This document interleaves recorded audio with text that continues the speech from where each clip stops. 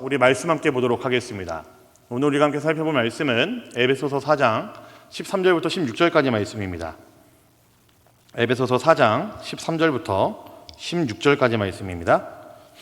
우리 한 절씩 같이 보도록 하겠습니다.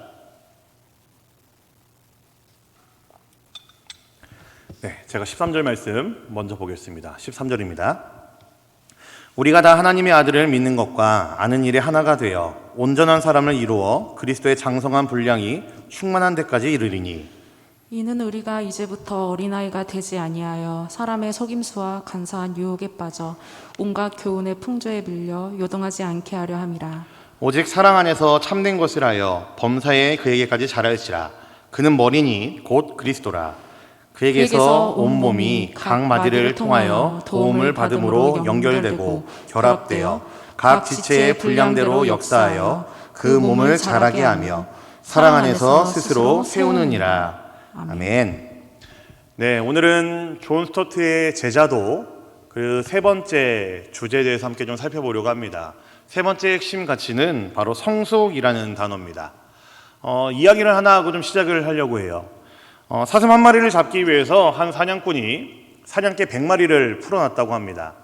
근데 한 마리가 이윽고 이제 사슴을 발견하고 이제 컹컹 짖으면서 뛰기 시작을 했죠. 근데 한 마리가 이 사슴을 발견하고 뛰기 시작하니까 이제 나머지 99마리가 똑같이 이제 이 한 마리를 따라서 사슴을 잡기 위해 뛰기 시작했습니다. 근데 또 사슴이란 녀석도 이제 잡히면은 죽을 게 뻔하니까 이 녀석도 이제 죽자 살자 이제 산속을 뛰어다니고 도망가기 시작을 합니다. 아마 사슴이 굉장히 빨랐던 것 같습니다. 사슴이 이제 정말 마음 먹고 도망가기 시작하니까 이제 뒤에 따라오던 100마리 사냥개들 중에서 한 마리, 두 마리씩 이제 지쳐서 떨어져 나가기 시작을 합니다. 한 마리, 두 마리, 덜어는 세 마리, 네 마리씩 이제 뭉터기로 떨어져 나가고 이제 사슴도 이제 힘이 떨어질 대로 떨어지니까 결국엔 잡히게 되었습니다. 근데 이 사슴을 마지막에 잡았던 사냥개가 여러분 100마리 중에서 어떤 개가 이 사슴을 잡았을 것 같습니까? 가장 달리기가 빨랐던 개요? 가장 힘이 센 개? 한번 물면 놓치지 않을 정도로 그 치악력이 대단한 개가 사슴을 잡았을까요? 아니요, 결과를 보니까요, 이 100마리의 사냥개 중에서 사슴을 잡았던 사냥개는요, 처음에 사슴을 발견했었던 그 첫 번째 개가 이 사슴을 잡았다라는 겁니다. 나머지 99마리의 사냥개들은 첫 번째 사냥개가 발견하고 짖고 뛰기 시작하니까 덩달아서 뛰게 된 사냥개에 불과했습니다. 처음에 사슴을 발견하고 뛰기 시작한 사냥개, 이 사냥개에게는 분명한 사슴이라는 목적이 있었기 때문에 이 녀석은 힘이 떨어져도 아랑곳하지 않고 끝까지 달려서 이 사슴을 잡았다라는 거죠. 나머지 99마리의 사냥개들은요, 그냥 덩달아 뛴 녀석들이기 때문에 힘이 빠지면 빠진 대로 떨어져 나가고 포기해버리고 말았던 개들이었습니다. 눈에 목표가 분명히 보이는 사냥개와 그것을 보지 못하고 그저 덩달아 뛰는 사냥개의 목적의식, 목표의식이 다르다라는 것이 여기서 이렇게 드러나겠죠. 저는 제가 지금 여러분들에게 드리는 이 이야기가 주는 메시지가 저는 분명히 많은 의미를 담고 있다고 생각을 합니다. 우리 그리스도인들은 구원받은 것을 자랑을 하죠. 너무나 자랑할 만한 사실이 맞죠. 우리가 구주 예수 그리스도를 통해서 우리의 모든 죄가 깨끗함을 받았다라는 것, 당연히 우리는 자랑해야 마땅하고 많은 사람들에게 알려야지 마땅합니다. 우리를 위해 십자가 달려 돌아가신 예수 그리스도, 그리고 그분을 믿게 하신 우리 하나님의 은혜가 없으면은 우리는 도저히 살 수가 없었던 죄인이라는 사실, 그것을 알기 때문에 우리는 이 십자가 구원을, 우리가 받은 구원을 자랑해야 하지 마땅합니다. 그런데 우리가 가끔 우리가 받은 구원만을 자랑하다가 쉽게 놓치고 마는 것, 간과하는 것이 있는데 그것은 바로 이것입니다. 우리의 신앙은 예수를 믿고 저는 천국 갑니다, 구원받았습니다 라고 해서 거기서 끝나는 것이 아니라는 것이죠. 우리가 예수를 믿고 구원을 받았지만 우리의 신앙의 여정은 거기서 끝내서는 안 되고 이제 우리의 신앙의 여정은 거기서부터 시작이라는 것을 우리는 잊어서는 안 됩니다.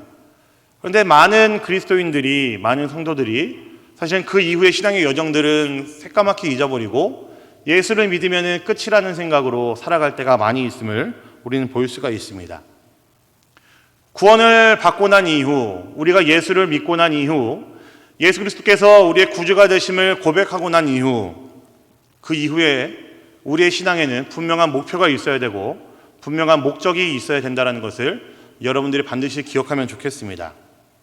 그래서 방금 이야기했던, 말씀드렸던 예화에서처럼 목표가 무엇인지도 모르고 달려나가는 99마리의 그런 사냥개들이 아니라, 덩달아 뛰어갔던 그런 사냥개들이 아니라, 내가 쫓아야 되는 아주 확실하고 분명한 목표가 무엇인지를 인지하고 있고 바라보고 있고 그것을 위해 뛰어갈 수 있는, 달려갈 수 있는 한 마리의 사냥개들이 되면 좋겠습니다. 사냥개라고 하니까 조금 어감이 이상하긴 한데요. 저는 목표의식과 목적의식이 분명한 그리스도인, 그런 아주 치열하게 살아갈 수 있는 그리스도인, 그런 그리스도인들이 바로 여러분들이 되면 참 좋겠습니다. 우리 오늘 말씀 15절에 보시면은 말씀이 이렇게 기록이 되어 있습니다. 15절 말씀 함께 보겠습니다. 같이 보겠습니다. 시작. 오직 사랑 안에서 참된 것을 하여 범사에 그에게까지 자랄지라. 그는 머리니 곧 그리스도라. 저는 이 에베소서 4장 15절 말씀만큼 우리 그리스도인들의 목표의식, 목적이 무엇인지를 분명하게 말해주는 구절이 없다라고 생각을 합니다. 우리의 뚜렷한 삶의 목표가 방금 읽은 말씀에 나와 있습니다. 우리에게 분명한 목표가 있어야 되는데, 뚜렷한 목표를 보고 우리가 삶의 신앙의 여정을 걸어가야 되는데, 그 목표가 무엇이라는 얘기죠? 예수 그리스도만큼 자라가는 것, 그만큼 성숙해져 가는 것이 우리의 목표여야 된다는 이야기입니다. 덩달아 뛰는 99마리의 사냥개들이 아니라 한 마리의 사슴을 보고 뛰었던 분명한 목표의식을 갖고 있었던 사냥개, 우리가 그 사냥개가 되어서 우리의 분명한 목표와 목적의식은 예수 그리스도만큼 자라가는 것, 그만큼 성숙해져 가는 것이 우리의 목표이자 목적이어야 된다는 이야기이죠. 또 오늘 말씀 13절에 보시면은 이렇게 기록이 되어 있습니다. 13절입니다. 같이 보겠습니다. 시작. 우리가 다 하나님의 아들을 믿는 것과 아는 일에 하나가 되어 온전한 사람을 이루어 그리스도의 장성한 분량이 충만한 데까지 이르리니. 여기서 사용된 온전한 사람, 온전한이라는 단어는 영어로는 mature이라는 단어를 사용합니다. 이 단어가 주로 사용될 때 그 의미는 성숙하다, 숙성되다라는 그런 의미입니다. 그래서 여러분, 질 좋은 와인, 맛이 좋은 와인, 등급이 높은 와인을 이야기할 때 mature 와인이라는 단어를 사용을 하죠. 제가 사실은 와인을 이제 막 먹어보지 못해서 잘 모르겠는데, 그냥 어디 좋은 자리에 갔을 때만 주는 그런 와인만 먹어봤고, 제가 와인에 대해서 전혀 모르는 일자무식이라서 잘 모르겠는데, 어쨌든 아주 좋은 와인은, 값비싼 와인, 고급진 와인은 먹으면 그 맛이 아주 다르다라는 것은 제가 들어서는 알고 있습니다. 어떠한 표현을 갖다 붙여도 모자랄 정도로 입에 머금었을 때 그 향이 아름답고 그 맛조차 세상에는 그 어떤 음료와도 비길 수 없을 정도로 맛이 좋다라는 이야기는 제가 익히 들어서 알고 있습니다. 근데 오늘 말씀에 사용된 온전한이라는 단어가 바로 그런 의미입니다. 그저 단어에서 묻어나는 상투적인 그런 의미가 아니라 너무너무 멋이 있는, 너무너무 깊은 맛이 나는, 세상에 있는 그 어떤 것도 바꿀 수가 없을 정도로 진한 향기가 풍겨져 나오는 그런 의미를 가지고 있다는 거죠. 그래서 이 우리가 읽은 에베소서 4장 13절 말씀을 다른 번역에서는 이렇게 이야기하고 있습니다. 우리가 다 하나님의 아들을 믿는 것과 아는 일에 하나가 되고 성숙한 사람이 되어 그리스도의 완전하신 충만에까지 이르게 됩니다. 온전한이란 단어를요, 바로 성숙한이란 단어로 바꿔서 사용을 했습니다. 우리가 해야 되는 일, 우리가 바라봐야 되는 일, 우리가 이 땅을 살아가면서 마치 우리 앞에 뛰어가고 있는 사냥해야 될 사슴처럼 우리의 분명한 목표와 목적이 있다고 한다면은, 우리가 이 진한 맛을 뿜어낼 때까지, 진한 맛을 담아낼 때까지 성숙해져 가는 것, 우리가 예수 그리스도의 그 장성한 분량에 이를 때까지 그만큼 우리가 자라가는 것, 그만큼 깊어지는 것, 그만큼 아름다워지는 것, 이것이 바로 우리의 목표이자 목적이어야 된다는 이야기입니다. 그래서 오늘 존 스토트의 제자도 그 세 번째 핵심인 성숙에 대해서 우리가 함께 살펴보겠습니다. 아마 이야기를 듣다 보시면은 지난 시간에 이야기했던 예수를 닮아가기라는 그 메시지와 굉장히 비슷하다는 것을 느끼실 수 있을 겁니다. 아마 그 이야기가 그 이야기처럼 들릴 수 있겠지만, 사실 이 이야기는 몇 번을 강조해도 여러분들에게 지나치지 않다라고 저는 생각합니다. 우리는 목표가 무엇인지 모르고 달리는 99마리의 사냥개가 아니라 분명한 목표를 가지고 달리는 한 마리의 사냥개라는 사실을 꼭 여러분들 기억하시면 좋겠습니다. 그리고 우리가 그 분명한 목적을 가지고 있는 사냥개가 되어서 우리의 신앙의 여정을 바르게 그리고 아름답게 걸어갈 수 있는 우리 대림교회 모든 청년들 되시기를 간절히 소망합니다. 그래서 성경에서는요, 성숙한 사람, 온전한 사람을 이렇게 설명하고 있습니다. 오늘 14절 말씀에서 아주 탁월하게 이렇게 이야기하고 있는데요. 우리 오늘 말씀 14절도 함께 보겠습니다. 14절입니다.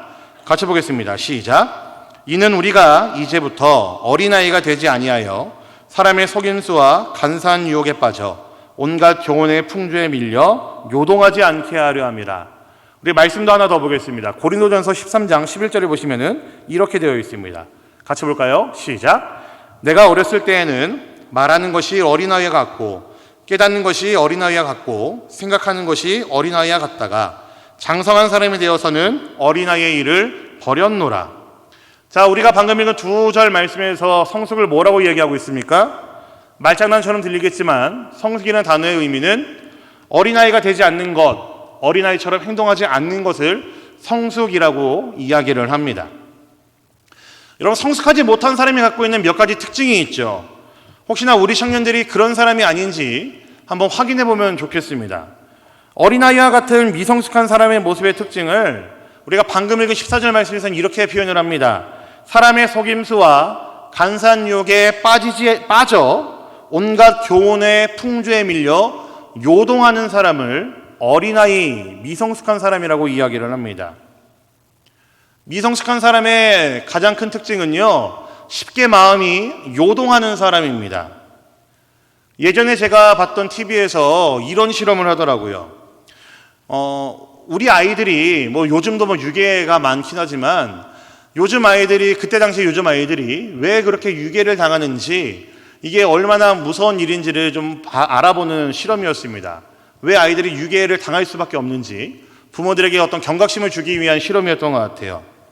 그래서 놀이터에서 놀고 있는 아이들에게 어떤 사람이 낯선 남자가 접근해서 이제 차에 태우게 하면은 성공입니다. 근데 분명히 실험 전에는 엄마가 아이를 앉혀놓고 너 모르는 사람 따라가면 안 돼 이야기를 했고, 너 사탕 준다고 이제 덥석덥석 받으면 안 돼라는 이야기를 분명히 했습니다. 그런 교육을 분명히 아이들에게 했거든요. 그런데 이 실험이 시작되자마자 정말 100이면 100 모든 아이들이 전부 다 낯선 사람을 따라서 차에 타면서 실험들이 전부 다 끝이 났습니다. 전부 다 아이들이 그 낯선 사람을 따라가서 이 실험이 끝이 나버렸습니다. 아이들이 과자를 준다고 하니까 따라갔고요. 아저씨가 이쁜 강아지를 데리고 있는, 토끼를 데리고 있는데 한번 와서 만져볼래? 라고 하니까 아이들이 그것 때문에 따라가서 실험이 끝이 나기도 했고요.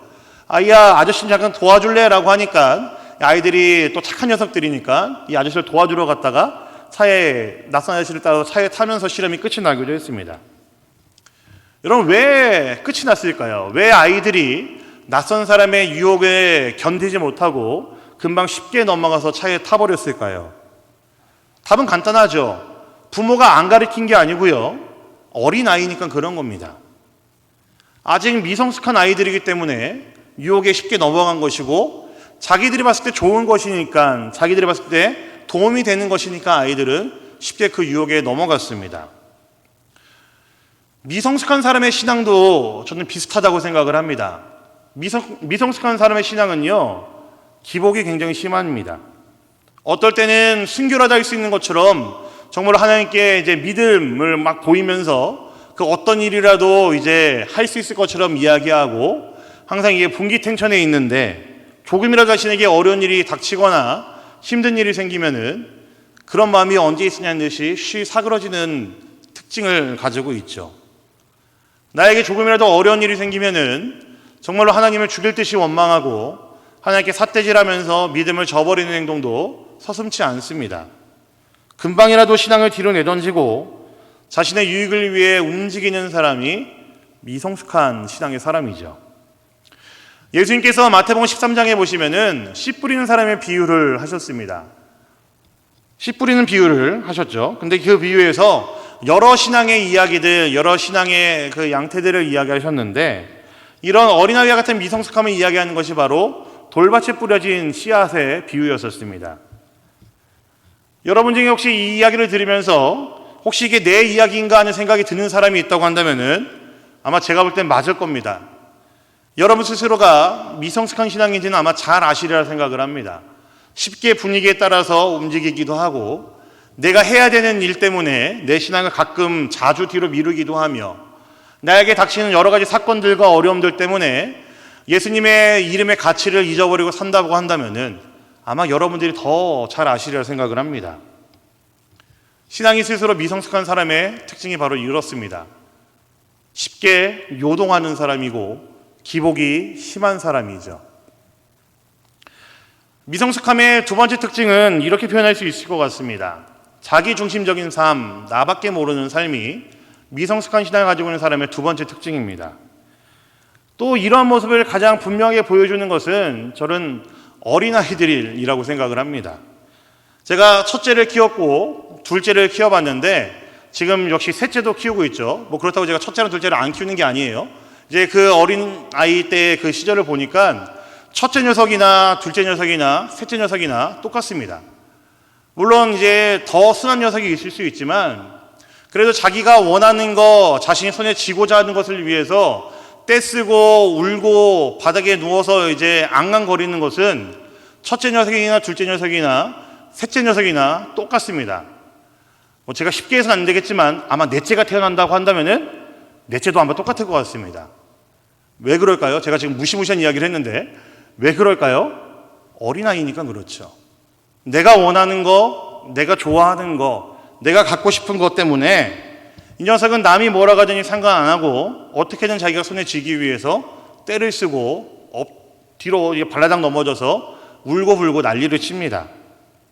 자신의 뜻대로 자기의 뜻이 관철되지 않으면은 이 아이들은, 어린아이들은 쉽게 울고 떼를 쓰죠. 말이 통하지 않습니다. 그런데 신앙생활도 이런 어린아이처럼 하는 사람도 분명히 있습니다.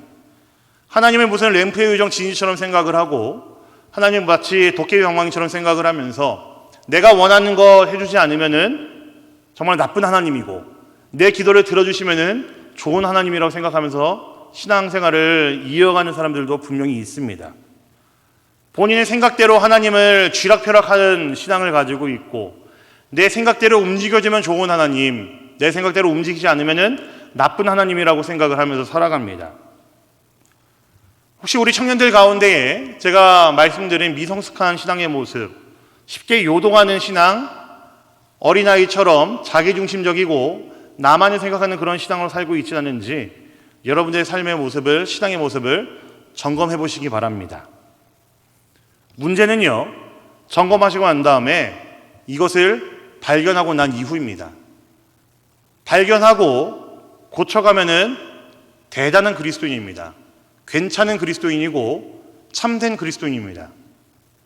문제는 이것을 발견하고 난 다음에 아무것도 하지 않을 때 일어난다는 거죠. 나의 미성숙함을 깨달았다고 한다면은 이제 우리가 그것을 성숙함으로 바꿔나가면 그만입니다. 우리에게는 이 작업이 너무나 필요합니다. 제가 굳이 이것을 작업이라고 표현하는 이유는 간단합니다. 왜냐하면 우리의 노력이 들어가야 되고 우리의 의지가 들어가야 됩니다. 나의 미성숙함을 발견하고 그것에 대한 찔림이 있고 하나님께서 나에게 말씀을 통해 기도를 통해 그것을 찔리게 하셨다고 한다면은 이제는 내가 내 의지를 가지고 내가 노력해서 나의 삶의 모습 속에서 그것들을 바꿔가야 되는 나의 수고가 필요합니다. 때로는 포기가 있어야 되고요. 때로는 나의 삶의 여러 가지 순서들을 뒤로 미루고 재배열해야 되는 그런 수고도 있어야 됩니다. 너무나 하고 싶은 것들을 참아야 되는, 허벅지를 찔러가면서 참아야 되는 그런 수고로움도 우리에게 필요합니다. 그런데 중요한 것은 이러한 모습들이 내 안에 있는 미성숙함을 성숙함으로 바꿔가는 삶의 모습이라는 이야기이죠. 이러한 것들이 차곡차곡 쌓이는 것, 이러한 것들이 내 삶에서 이루어지고 내 삶의 순간들을, 내 삶의 시간들을 신앙의 여정들에 채워주는 것, 이것이 바로 우리의 신앙의 목표이자 목적이어야 된다는 이야기입니다. 그래서 그 일을 위해 우리에게 가장 기본적으로 요구되는 훈련이 있습니다. 무엇일까요? 목사가 말하는 훈련이라고 해봐야 뻔합니다, 여러분. 뭐겠어요? 말씀과 기도이죠.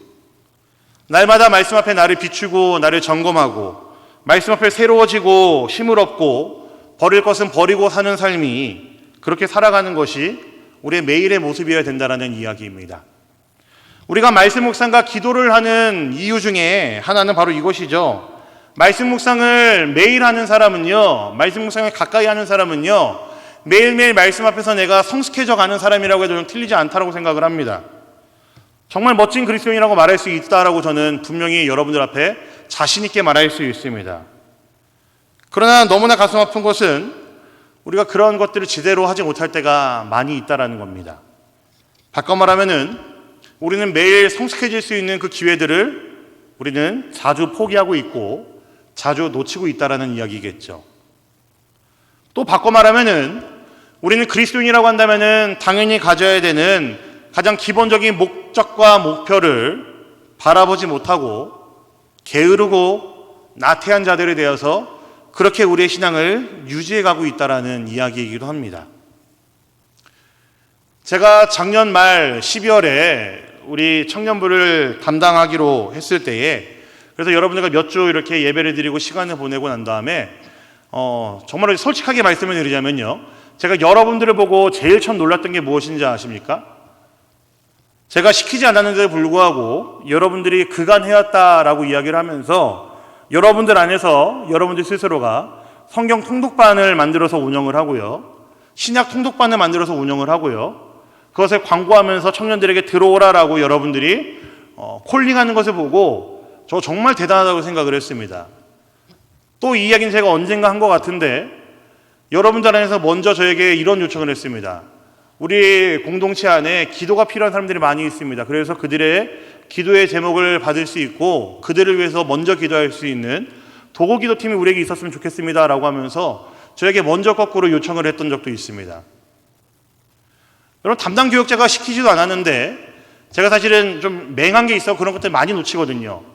근데 제가 시키지도 않았는데 여러분들 안에서 먼저 말씀을 가까이 해야 되는 것이 우선이라는 것을 알고 있고 기도를 해야 되는 것이 우선이라는 것을 알고 있는 센스가 있는 사람들이 이미 우리 청년부 안에는, 공동체 안에는 많이 있다라는 겁니다.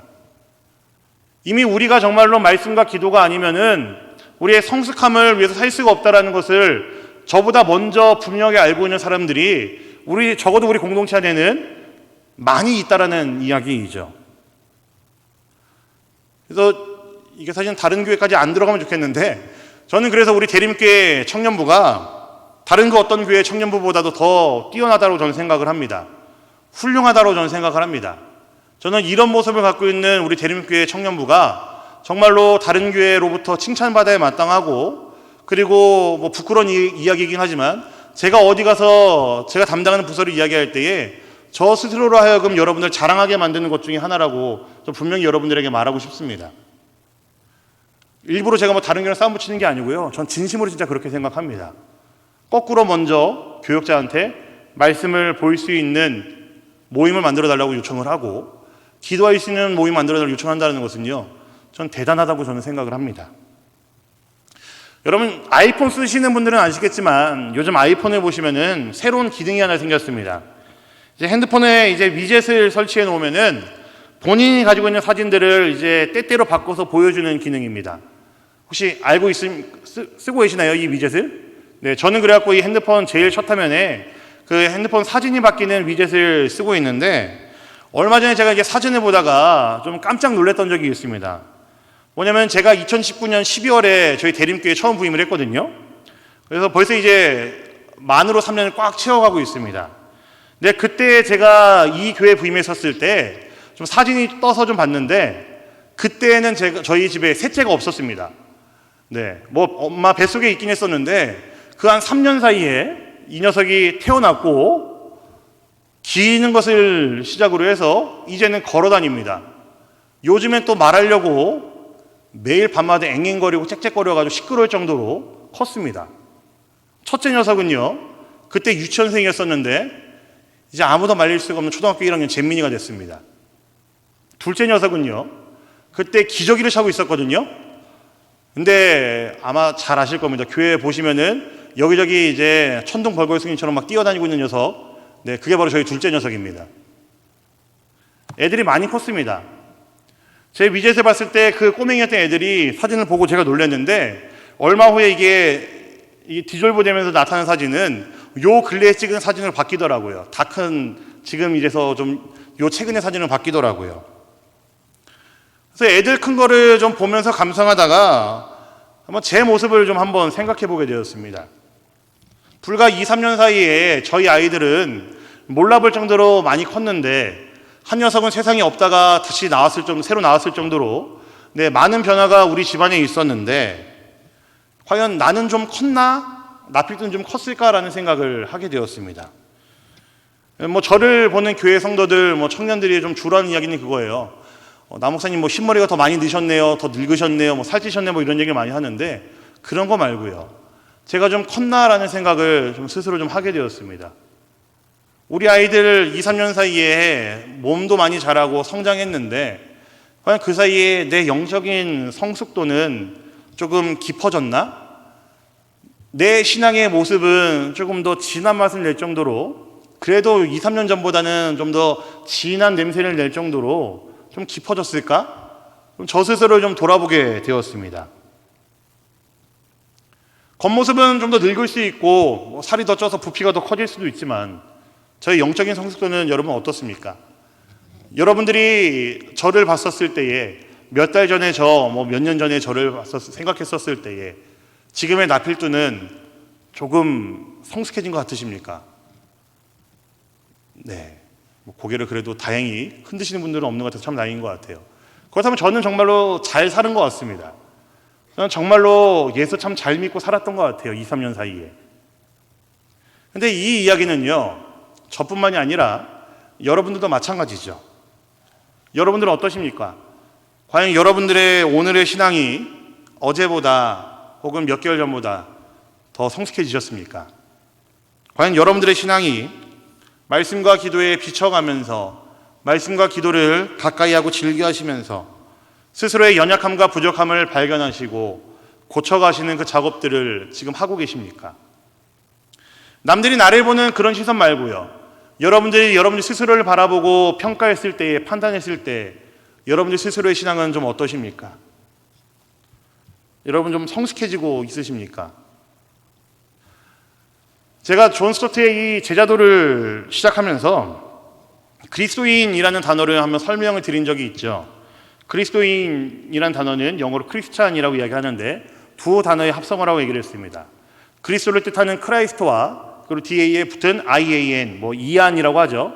요 단어의 합성어라고 말씀드렸죠. 근데 그리스도, 크라이스트는 우리가 너무나 잘 아는 단어지만 단어로서 이제 좀 두고요. 이 IAN, 이안이라는 단어는요, 무슨 집안의 사람, 누구누구를 따르는 사람이라는 의미라고 말씀드렸습니다. 그러니까 크리스찬이라는 이야기는 예수 그리스도를 닮아가는 사람이라는 뜻이고, 예수 그리스도라는 한 가문에 속해 있기에 합당한 사람이라는 의미라는 이야기입니다. 아주 영광스러운 호칭이죠. 그리스도인이라는 단어. 성경에도 3번밖에 쓰이지 않는 아주 분명하고 영광스러운 호칭이 바로 그리스도인이라는 호칭이었습니다. 이것은 우리가 예수 그리스도를 믿을 때에 예수를 믿는 모든 사람들이 붙여주는 호칭이기도 하지만, 저는 이 호칭은요, 저 천국에 이를 때까지 하나님 나라가 이 땅에 다시 한번 완벽한 하나님 나라가 임하고 예수님께서 다시 오시는 그날까지 우리가 간직해야 될 이름이라고 저는 생각합니다. 매일 우리의 삶에서 우리의 그리스도인 다움을 보여줘야 되고, 우리가 그리스도인이라는 사실을 밝혀야 되고 드러내야 됩니다. 매일 예수를 닮아가는 것이, 매일 성숙을 향해서 살아가는 것이 이 땅에 살아가는 모든 그리스도인들이 바라봐야 되는 목적이고 목표여야 된다는 이야기입니다. 이런 빌립보서 2장 12절 하반절에서는요, 이렇게 기록이 되어 있습니다. 제가 말씀을 적어놓지 않았는데 이런 말씀이 있습니다. 아마 잘 아실 겁니다. 두렵고 떨림으로 너희 구원을 이루라 라고 되어 있습니다. 요상한 단어죠. 구원을 받았다도 아니고요, 구원을 이루라 라고 이야기를 합니다. 많은 그리스도인들이 오해하고 있는 구원의 개념은요, 내가 예수를 믿으면 끝났다고 생각하는데, 성경은 예수를 믿는 순간 끝났다라고도 이야기를 하지만 현재 진행형을 끝까지 이어지는 것도 구원이라고 이야기를 합니다. 무슨 의미냐면은 예수 믿고 아멘 할렐루야 땡큐로 끝나는 것이 아니고 우리의 매일의 삶에서 우리가 구원받은 자답게 두렵고 떨림으로 내가 미성숙한 모습을 갖고 있지는 않는지, 내가 예수를 멀리하는 모습, 예수를 닮아가지 못하는 모습을 갖고 있지 않는지를 점검하면서 내 삶을 바꾸어 나가고 성숙함으로 이끌어 나가라는 이야기입니다. 나의 매일의 삶에서 내가 구원받은 자답게, 그리스도인답게 내 삶을 갖고 나가라는 이야기입니다. 구원받은 나의 삶이 죽을 때까지 어린아이처럼 미성숙하게 산다면 쉽게 요동할 수밖에 없고 끝까지 자기 중심으로 살아가는 삶이라고 한다면 여러분 참 불쌍한 사람의 모습일 겁니다. 우리는 성숙을 향해서 살아가야 되는 자들이죠. 우리는 성숙을 바라보고 살아가야 되는 자들이라는 사실을 꼭 기억하십시오. 성숙을 향하여 가는 방법은 아주 쉽습니다, 여러분. 방금 말씀드린 것처럼 말씀 묵상과 기도에 담을 쌓고 있던 사람들이 지금이라도 그 담을 살짝 허물고 말씀과 기도를 조금이라도 맛을 본다고 한다면 여러분들은 성숙을 향해서 아주 큰 발걸음을 내디디신 겁니다. 지금 앉아있는 분들 중에서 아직도 누군가를 용서하지 못하는 분이 있으시다고 한다면 지금이라도 여러분 용서하십시오. 아니요, 용서하기 위해 용서할 수 있도록 하나님께 그 마음을 달라고 기도라도 한번 해보십시오. 그러면은 여러분, 그것은 여러분들이 성숙을 위해서 큰 한 걸음을 내디딘 것입니다. 내 자신에 있는, 내 안에 있는 것들, 포기할 수 없었던 것들을 포기하는 그 발걸음이, 뒤로 미루는 그 발걸음 한 걸음이 성숙을 향해 나아가는 아주 큰 발걸음이 된다라는 이야기입니다. 저는 지금 이곳에 모인 우리 모든 대림교회 청년부가 성숙을 향해서 함께 달려가는 공동체가 되기를 간절히 소망합니다. 말씀 마무리하겠습니다. 한국교회는요, 여러분 80년대 이후부터 아주 폭발적으로 성장을 했습니다. 굉장히 교인의 수가 불어났습니다.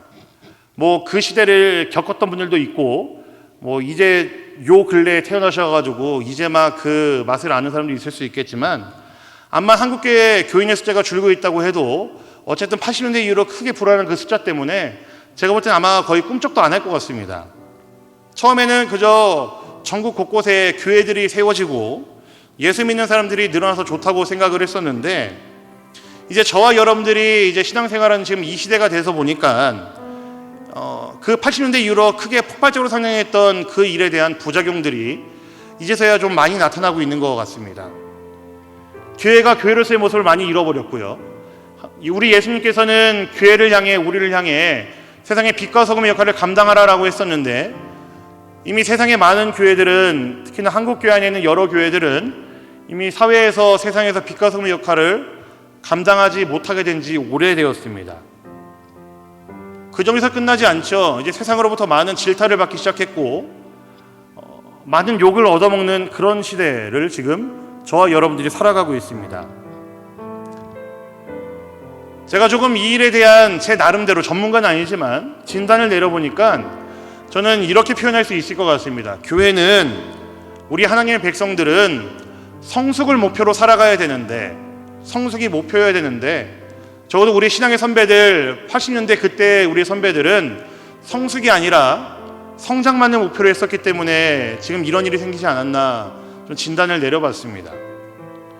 물론 그렇지 않았던 교회, 그렇지 않게 살았던 우리의 선배들도 많이 있었겠지만, 이제 그에 대한 책임을 저와 여러분들이 이 시대를 살면서 져야 됩니다.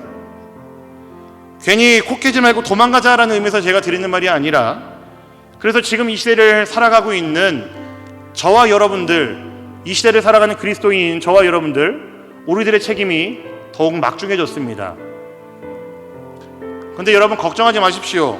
하나님께서는 거창한 것을 우리에게 원하시는 것이 아니라 우리의 삶에서 성숙을 향해 달려가는 모습들 하나, 우리의 결단들 하나, 이러한 것들을 하나하나 사용하셔서 다시 한번 이 땅에 이 교회를 올바르게 세우실 것이고, 하나님께서는 이 땅 위에 이 교회들을 사용하셔서 성숙을 향해 달려가는 그리스도인들, 그 교회들을 사용하셔서 하나님 나라를 다시 한번 아름답게 멋있게 이 땅 가운데 이루어질 것이 분명합니다. 교회의 역사를 보면 항상 하나님께서는요, 이런 시기에 성숙을 마음에 품고 살아가는 교회를, 공동체를, 그리스도인들을 사용하셔서 세상을 이겨오셨고 세상에서 교회다움을 보이게 하셨습니다. 성숙을 향해 달려가는 분명한 목적을 가지고 있는 한 마리의 사냥개, 그게 바로 지금 이곳에 모인 사랑하는 우리 대림교회 모든 청년들이 되시기를 간절히 소망합니다. 하나님의 백성된 우리의 한 사람 한 사람, 우리가 모인 공동체를 통해서 하나님 분명히 엄청난 일들을 이루어 가실 것이고, 하나님께서는 분명히 이 땅 위에 교회다움을, 그리스도인의 그리스도인다움을 분명히 회복시키실 것입니다.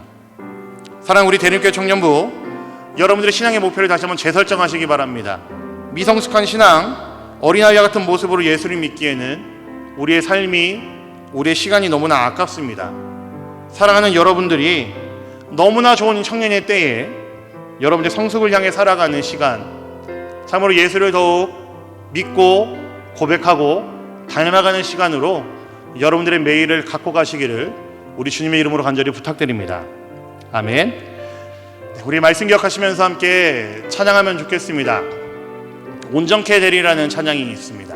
우리 이 찬양의 가사들을 생각하시면서 우리 주 앞에 나아갈 때에 참으로 우리를 온전케 하시는 주의 그 은혜를, 그 능력을 기대하시면서 사모하시면서 함께 찬양하시고, 우리 주의 그 능력을 힘있기를 간절히 소망하시면서 주님, 나의 미성숙함을 성숙함을 바꿔나갈 수 있도록 주님 나에게 역사해 주시옵소서, 힘 주시고 능력 주시옵소서. 그런 마음으로 고백하겠습니다.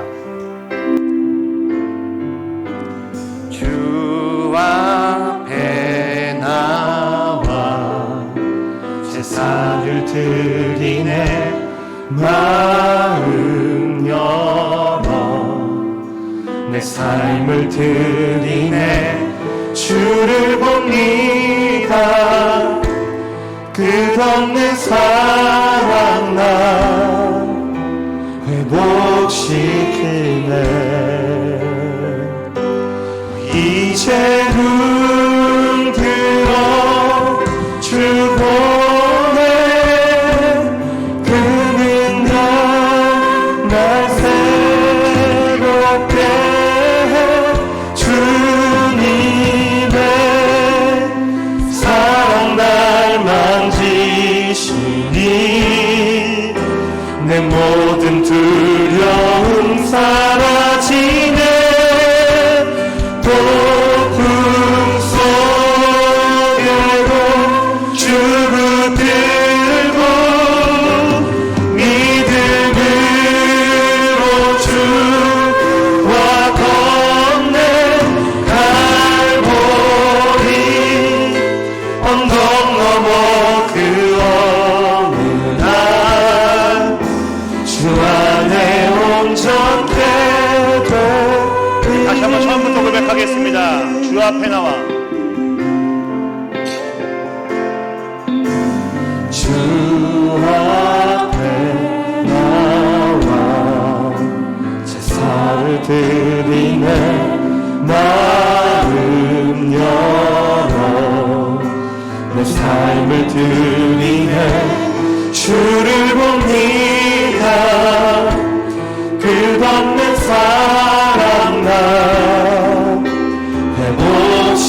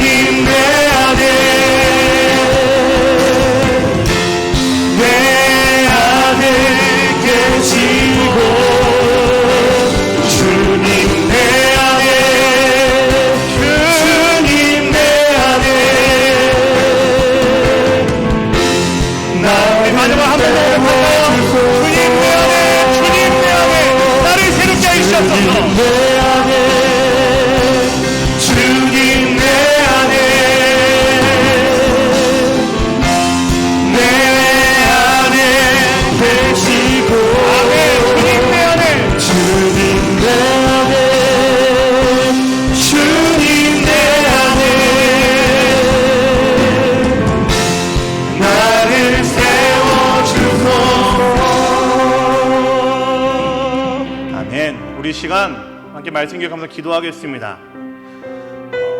조금 어감이 안 좋긴 하지만 이제 우리 함께 고백할 때에, 기도할 때에, 결단할 때 이렇게 기도하면 좋겠습니다. 주님, 내가 참으로 목표물을 제대로 보고 달려나가는, 뛰어나가는 그런 한 마리 사냥개가 되길 원합니다. 그냥 남들과 덩달아서 같이 뛰어가는, 남들과 같이 그냥 덩달아서 그냥 신앙생활하는 그런 그리스도인이 아니라 참으로 나의 삶의 목표가 성숙을 향해 달려가는 것이 나의 목표임을 알고 저것이 나의 사냥감임을 알고 그것만을 바라보고 뛰어나가는 그런 멋진 그리스도인 될 수 있도록 주님 내 안에 역사해 주시옵소서. 내 안에 주님의 은혜로 가득 채워주셔서 내 안에서 내가 버려야 될 것들, 내가 이 땅 살아가면서 뒤로 밀어야 될 것들, 포기해야 될 것들을 마땅히 포기할 수 있는 그 은혜로 합하여 주셔서 내가 참으로 나의 미성숙함을 성숙함으로 바꿔나갈 수 있는 그 은혜를 내가 경험하게 해 주시옵소서. 나의 매일매일의 삶을 성숙함으로 바꿔나간 이 은혜의 역사가, 이 은혜의 수고가, 이 작업들이 나의 매일의 신앙의 예정들 가운데서 주님이 일어날 수 있도록 나의 삶을 붙들어 주시고 그 은혜를 나에게 깨닫게 하여 주시옵소서. 그런 간절한 마음을 가지고 이 시간 말씀 기억하시면서 다 같이 함께 한 마음으로 한 뜻으로 기도를 나가도록 하겠습니다. 함께 기도하겠습니다.